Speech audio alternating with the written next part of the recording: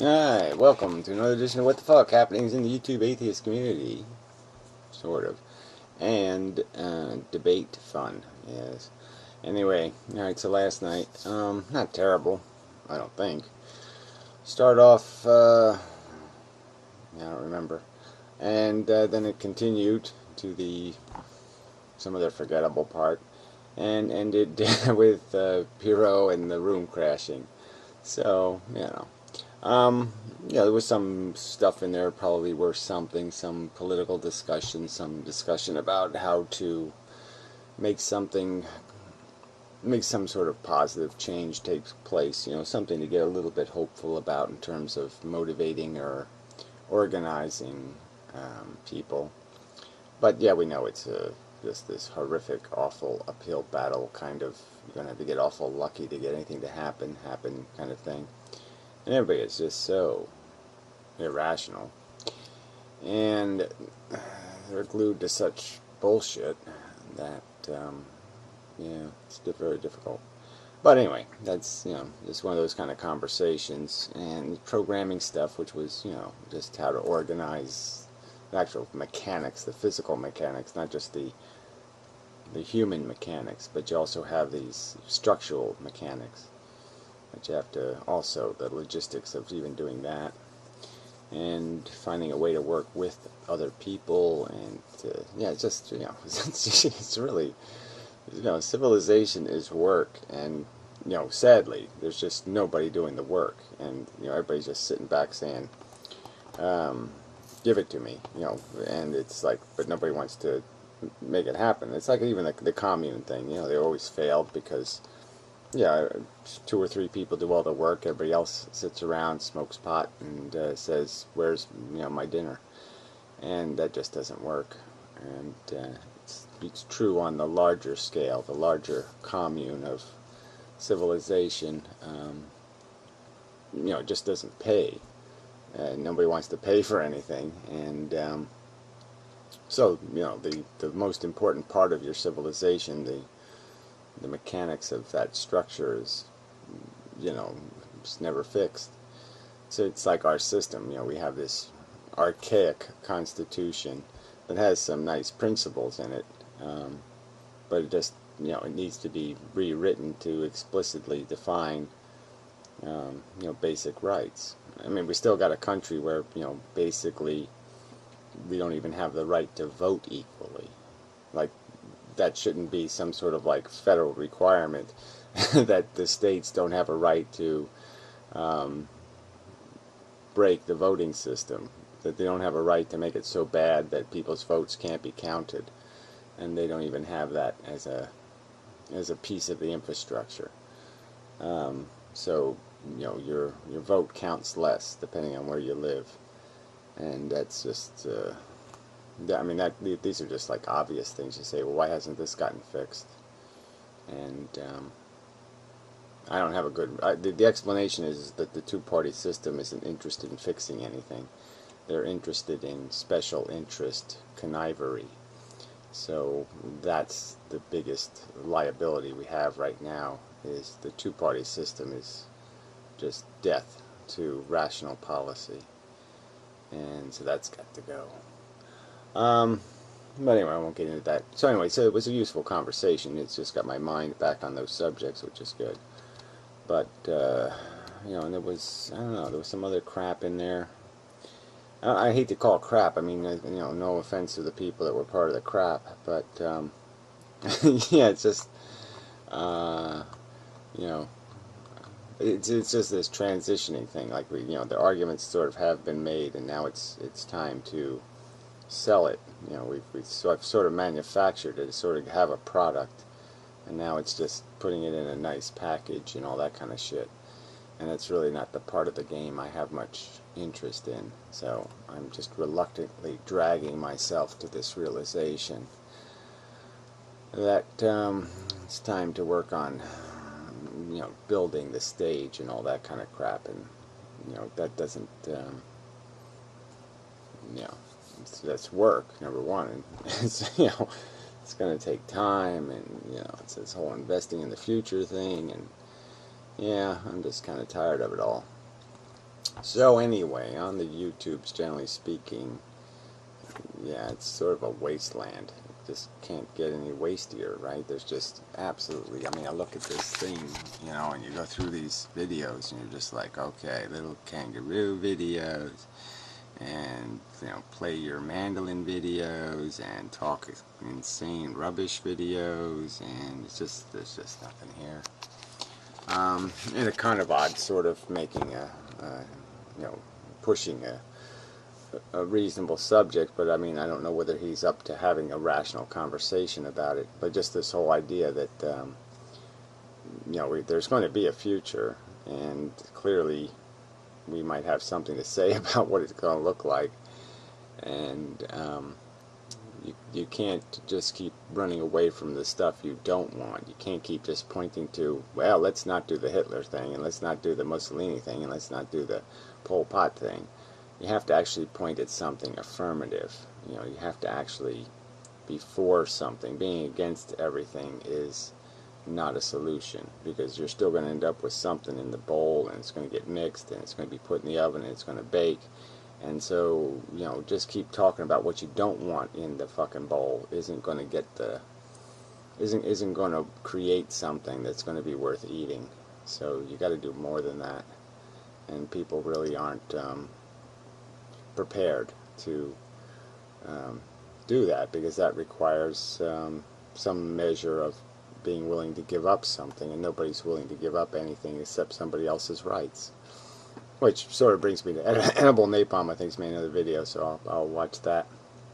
It apparently has an inmendham theme, just from the comments. Yeah, I'm gauging, but you know, there's just an example of, you know, people, like even on this tobacco issue, is just they totally missed the point that you know, this is the you have to have some sort of principle somewhere, and this idea that, okay, yeah, let's migrate taxes from the richest people in the world to the poorest people in the world. Let's use taxes to control people's basic fundamental rights, their behavior, and you know, it's just the principles are all upside down. That's not a utopia, that's a dystopia. And you know, when you price liberty out of access, that's even more insane. So I mean, it's just wrong on so many levels, and but people who, you know, claim to be something, some sort of person in favor of the underclass, can't get it, and you're just like, wow, you know, that's just pathetic. It's sort of as pathetic as like the March on Wall Street kind of bullshit, when they can't even figure out the obvious, that you know, if you want to sit there and create a movement, you actually have to have a candidate. You can't just throw rocks at Wall Street and say, there, I've done my job. Again, it's that whole idea. It's really easy to tear something down. It's really easy to complain about something. The real work is offering alternatives and providing them in some sort of viable form. And anybody trying to do that, you know, just gets so much crap from people. You know, they get nitpicked and naysayed into, you know, it will drive you crazy, you know, when you have to explain everything, everywhere. You know, when you have to go through the whole thing all the time to everyone, even though it's been gone over and over, and you just, you know, you have to go back to the same ABCs of it. It just, and then other people are just, you know, the counter side to that is you have things like, whatever that's called, that stupid thing with the documentary, with the resource economy thing. You know, really smart guy behind all that crap, but just totally unrealistic in the end. You know, that somehow if you know, you're just going to magically make people smarter, put a premium on education, and take out the competitive nature of the beast. And you got to recognize the competitive nature, and you got to create good. It's like creating zoo environments. I mean, I hate, you know, that. I mean, that does sound a little bit degrading of human character, but it is. Like, you just have to figure out, well, what kind of animal is it? Okay, it's a polar bear. All right, the water needs to be cold. It needs things to slip and slide around on because it likes to do that. So you figure out what it needs in its environment, and you create a nice little container to put it in where it can have its little needs met and be comfortable. And so for every kind of human, you have to create a little, a little adventure world for these different varieties of human, so they can just feel like the world makes sense. And it doesn't seem like that should be beyond our capability, that we should be able to find ways to live differently, to be different, and still find the environment comfortable and not harassing and not burdensome. And just by respecting those little bits of difference and saying we can make an environment for polar bears and we can make an environment for jaguars, and it's not that big a deal. I mean, we're going to have a system where they can at least live next to each other without, chaos and conflict. But whatever. But yeah, it requires just recognizing certain practicalities, that you can't let them fight over the food. You can't let, you got to prevent certain things that aren't going to work. And I guess that's the problem with this idea of just creating a resource economy and no money and all this kind of crap, because people just ain't going to go for that. They're not going to sit there and say, well, they're just going to recognize the fact that if you give people the opportunity to be a loafer, they're going to be a loafer. So you have to somehow reward people who actually compromise their comfort to have a better tomorrow, versus the person who just keeps like, can I borrow a nickel today and pay you back Thursday kind of bullshit. The people who are always living for today and compromising the future to do it. I mean, those two kinds of people can't be served by the same system unless that system recognizes that those two different kinds of people exist. Whatever, that's a little bit... Anyway, enough of this preaching crap, sorry.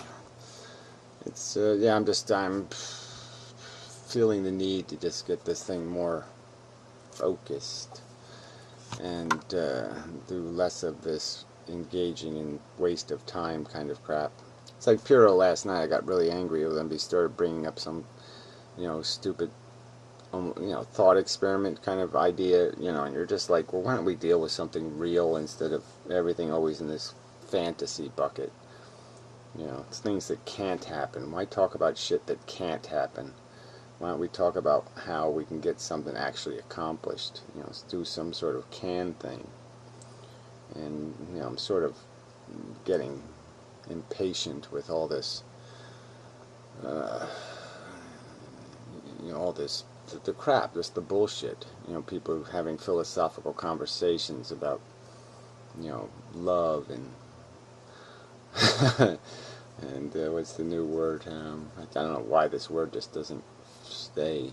It is funny about some words, you just know them, but they won't stay close to the grab surface. I mean, you really know them. I mean, you're sublime there. I mean, that's a word I've heard like, I don't know,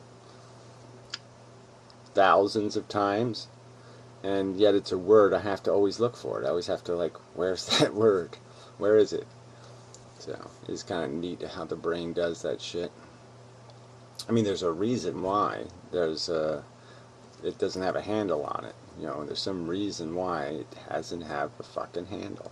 It's like some people's names, you just sit there and you can't find it. And other names, you just, they're in your face whether you want them. It's like Madonna. I don't even like Madonna much, but Madonna she's always pushing her way in every time I think about music or some other thing. It's like somehow Madonna weasels her way in. And, maybe it's because she did make really good videos, and maybe I watched a lot of MTV, and maybe it, that Like a Prayer thing was like played forever, and so maybe it just fucking totally owned a piece of my brain somewhere. But yeah, it's like you just can't extract some of that shit. And it's irritating sometimes how your brain is prioritizing things, because when you look at how it's doing it, you're saying, well, why am I reacting that way? Why does my brain do that with these words? it should have a different emphasis. I mean, why isn't Mozart ahead of Madonna? Kind of a thing. And everybody else, too. I mean, you just think about all the other composers, and why is Mozart ahead of all the others? Why? Because he had a movie? I mean, the idiotic part is that's part of it, right? Is that if somebody makes a movie, then all of a sudden that character is higher, than some other, and it's just like, the priorities are lost. So anyway, but enough of that. So anyway, just kind of like YouTube, I am in transition. Yeah, so we'll see where it goes. Yeah, the tools thing is looking sort of interesting. So the video pages are getting kind of interesting in terms of this whole, doing the indexing of the response videos and stuff. Whenever you... And, taking some control over that. Reply. Anyway, yeah, I thought more videos would pop up over there. So anyway, I can view comments from other videos in this video, which is really quite interesting, I think. So, that's kind of a neat feature. So, let's go find it like this. But the weird thing is the only one you can't view are the ones from Nicotine. And unfortunately, he has a lot of comments on his video, but he must have it so you can't embed his content or something. And so it's blocking me from grabbing it. So there's probably a workaround. So you click on, oh, it worked this time. When you think there, yeah, I don't know, something changed. That's weird. It wasn't working before, so his new video is working. I have no explanation for this. I mean, if all these people that made videos, every one of them has worked, except for Nicotine's. Yeah, that's his Paul's Egos video. That has a ton of comments. Oh man, lots of comments. But they're all one sentence. They're all really short comments. It's Paul. Oh, it's Paul. Oh, it's Paul. Oh, it's Paul. It's Paul. Oh, it's Paul. Oh. Just, just kind of funny. I mean, you got Paul's a nice guy and all, but come on. I just don't get this Paul worship. He's a nice guy, but I mean, really, it's not like the videos are like, holy shit, I learned a lot. He tells a nice story and, blah, blah, blah, but, I just don't get it. So anyway, yeah, he was doing one of those, unfortunately he's using the Google crap, and I hate, I don't use Google products. So whatever that Google meetup roomy thing is. And so he did, a couple of hours of, socializing with the world because he had taken a hallucinogenic, yeah. And I guess he wanted company. His poor brain was stressing him. But anyway, listen, I don't know if that's, it's not unimportant subject. It's a worthy subject. I don't know what the Amazing Atheist hasn't made a TJ Dunn's life video, which is really okay with me because, but whatever. He does look like he's lost a lot of weight, so I think that's good on him and such. I don't know if there's anything here. You can go down here. There he is. You can really see it in his neck. His neck has gotten really thin. Yeah. So anyway, so I guess that'd be the news. I don't think I have any other news. Just back to the snarky, fucking hostile, creepy, crappy, shitty fuckwits of the internet thing. Until next week. Sorry, this was too long a ramble. I'm just in a mood. It's kind of a gray day, and just kind of really tired of it all, and blah blah blah. So I'm just kind of mopey and lamenty, and so I ended up sharing that with you. That's the kind of guy I am. Yeah, evil and manipulative. Anyway, there's just the videos really have it's all my videos in here, which is really depressing. Oh yeah, there's a new guy. So yeah, this guy over here. Yeah, I'll load his video. I'll leave a link below. So I made a perfectly adequate Okay, so this one's about ephilism, and so yeah, it's a perfectly adequate video. So, but you can't trust these young ones. So yeah, you won't get used to it. So we'll see. We'll see. And such. So I'll leave a link to his video. And there, I accomplished something in this video. And such. I'll leave a link to the toolbar video too, just so you have it. It'll show up over here if you have the toolbar. It shows up in the description. So anyway, enough said. Until next time.